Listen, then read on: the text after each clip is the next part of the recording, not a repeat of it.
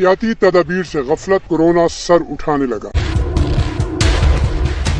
مہلک وائرس مزید 10 زندگیاں نگل گیا۔ National command and operation centre کے جاری کردہ تازہ اعداد و شمار کے مطابق گزشتہ 24 گھنٹے کے دوران ملک بھر میں 10 اموات کے بعد جاں بحق افراد کی مجموعی تعداد 6580 ہو گئی۔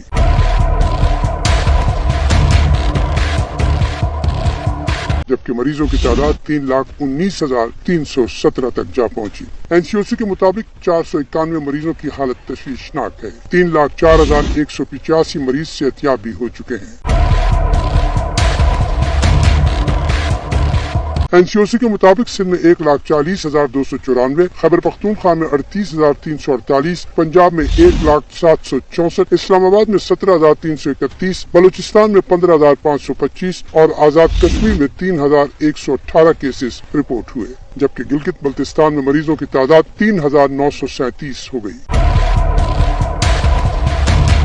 NCOC کے مطابق گزشتہ 24 گھنٹے کے دوران 26,991 افراد کے جبکہ ملک بھر میں 38,84,736 کورونا ٹیسٹ کیے جا چکے ہیں۔